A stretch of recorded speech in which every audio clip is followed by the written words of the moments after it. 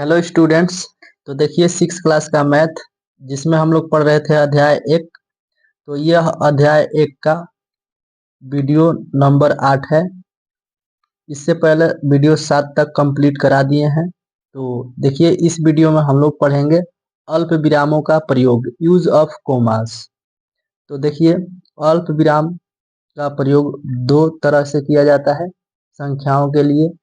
एक हम लोग करते हैं संख्यांकन की भारतीय पद्धति में, और दूसरा अल्प विराम का यूज होता है अंतर्राष्ट्रीय पद्धति में। ठीक है, तो देखिए पहला इसका उपयोग है हमारे भारत में।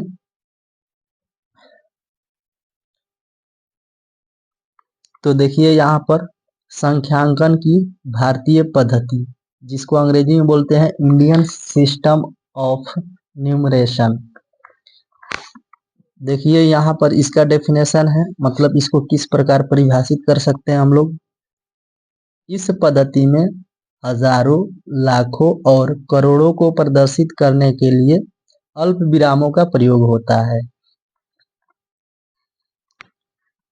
पहला अल्प विराम दाएं से तीसरे अंक के बाद तथा दूसरा अल्प विराम अगले दो अंकों के बाद तथा तीसरा अल्प विराम अगले दो अंकों के बाद आता है, और यह क्रम चलते रहता है। तो देखिए यहाँ पर उदाहरण ले लेते हैं। यहाँ पर आपको समझना है अल्प विराम का मतलब होता है कोमा।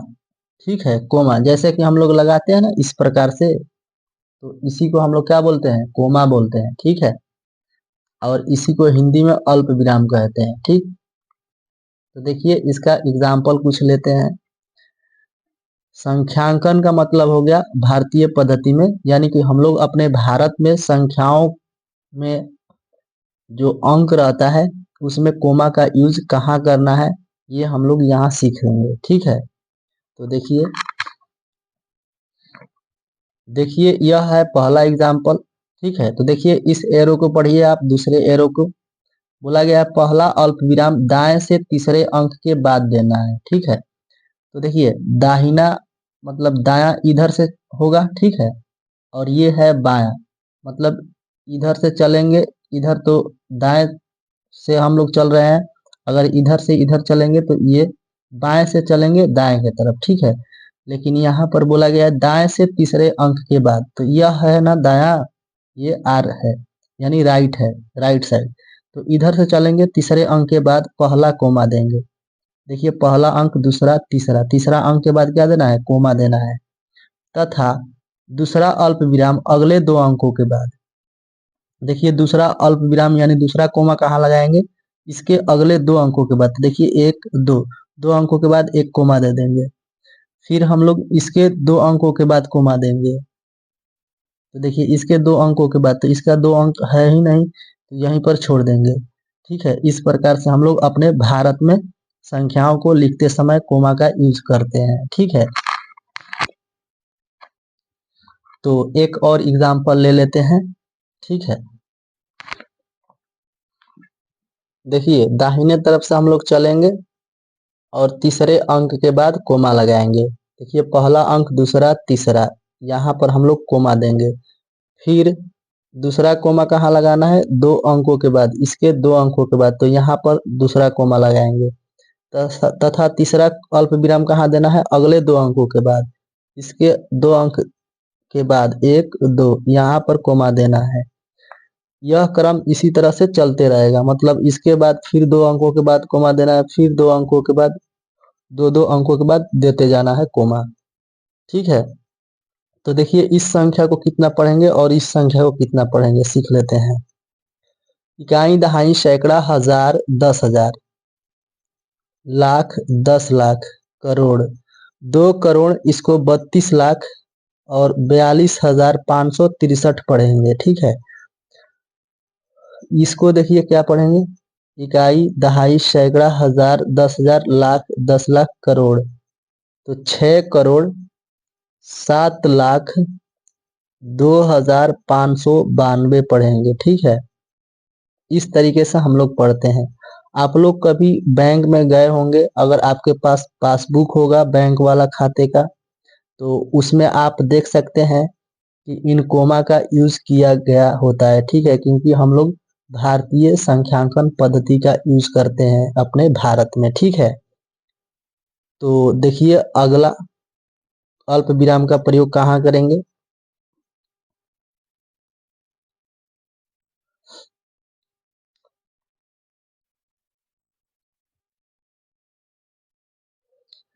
दूसरा अल्प विराम का यूज करेंगे अंतर्राष्ट्रीय संख्यांकन पद्धति में। अंतर्राष्ट्रीय मतलब किसी भी देश में, ठीक है।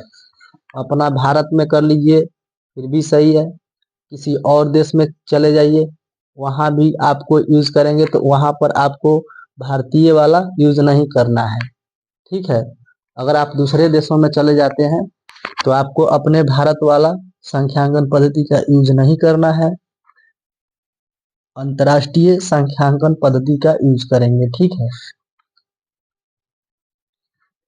इसे इंग्लिश में बोलते हैं हम लोग इंटरनेशनल न्यूमरिक सिस्टम, ठीक है। देखिए इसका डेफिनेशन है, इस पद्धति में इकाई, दहाई, सौ, हजार और आगे मिलियन, बिलियन का प्रयोग किया जाता है। अल्प विराम दाएं से प्रत्येक तीसरे अंक के बाद आता है। इसमें साफ साफ बोल दिया गया है कि अल्प विराम अगर आप यूज करते हैं तो प्रत्येक दाएं से प्रत्येक तीसरे अंक के बाद आपको अल्प विराम देना है। प्रत्येक तीसरे अंक के बाद आपको अल्प विराम देना है। तो देखिए यहाँ पर नोट है ना, नोट को भी ध्यान दीजिए। संख्याओं के नाम लिखते समय कोमा का प्रयोग नहीं होता है। मतलब हम लोग हिंदी में लिखते हैं ना, तो हिंदी में हम लोग कोमा का यूज नहीं करेंगे। अंक जब लिखेंगे, अंक इस प्रकार से संख्याओं में जब अंकों को लिखेंगे तब हमें कोमा का यूज करना है। अगर आप हिंदी में लिखते हैं संख्याओं के नाम तो कोमा का यूज नहीं करना है, ठीक है। तो देखिए इसका कुछ एग्जाम्पल ले लेते हैं। देखिए इसके लिए एग्जाम्पल है, तो इसमें पढ़ना कैसे है। इकाई, दहाई, सौ, हजार और आगे पढ़ना है मिलियन, उसके बाद पढ़ना है बिलियन, ठीक है।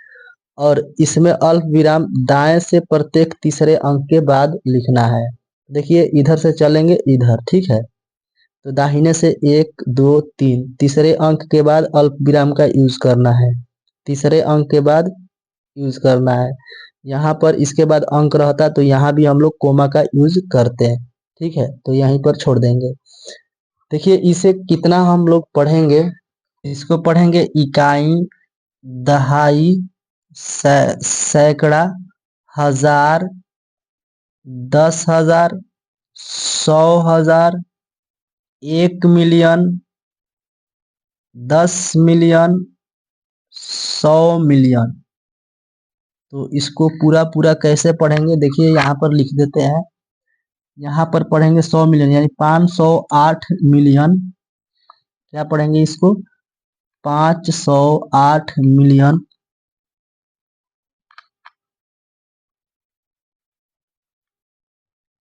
8 मिलियन,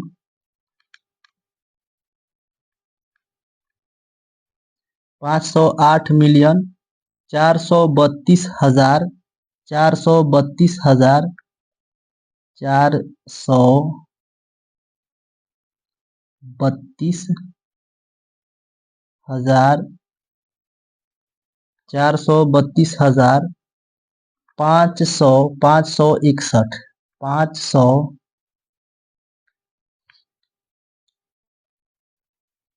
561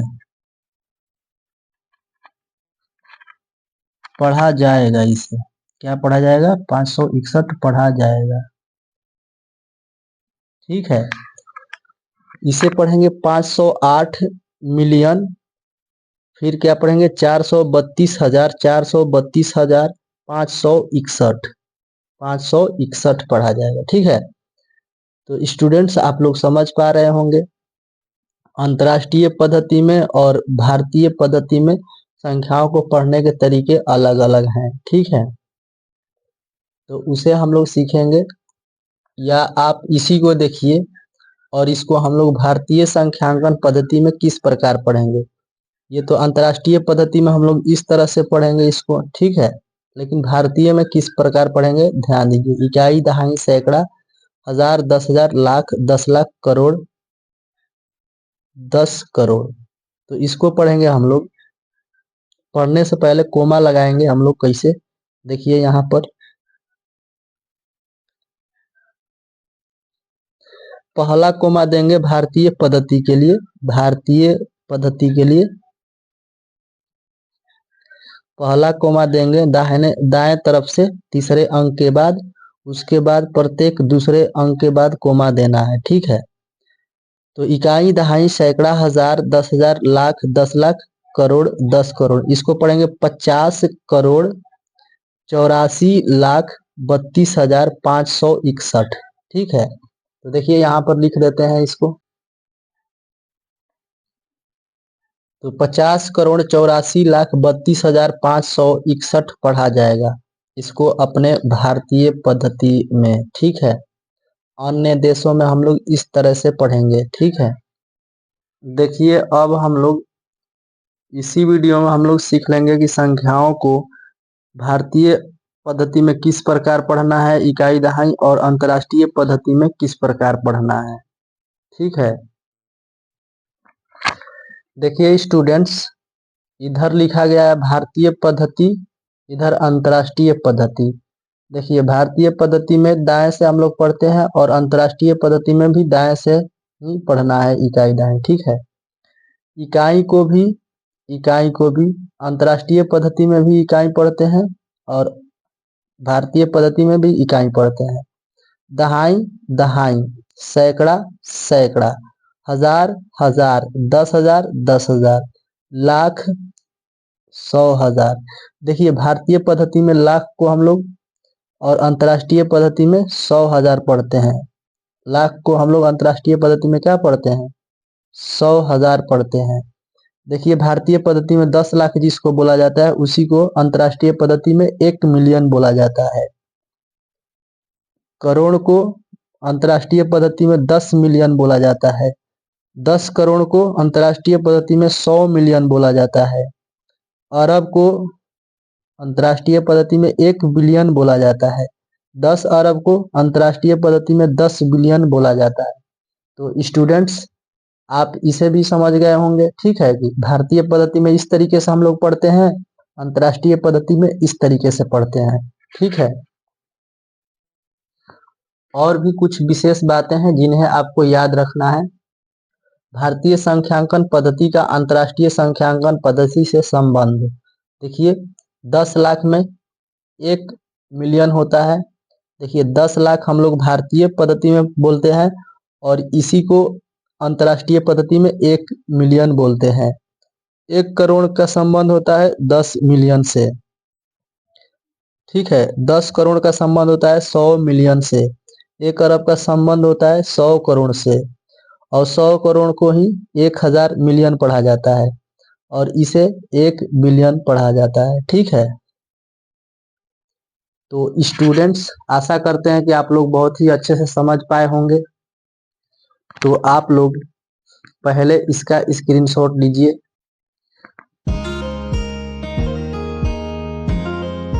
और अपनी नोट्स कॉपी में उतार लीजिए और एक अच्छा सा नोट्स तैयार कीजिए। अगर आपको वीडियो पसंद आए तो वीडियो को एक लाइक, एक प्यारा सा कमेंट, और अगर आप चैनल पर नए हैं तो चैनल को सब्सक्राइब कर लीजिए और बेल ऑल पर क्लिक कर लीजिए, जिससे हर वीडियो का नोटिफिकेशन समय समय पर आपको मिलता रहे। और इस वीडियो को ज़्यादा से ज़्यादा दोस्तों तक शेयर कीजिए।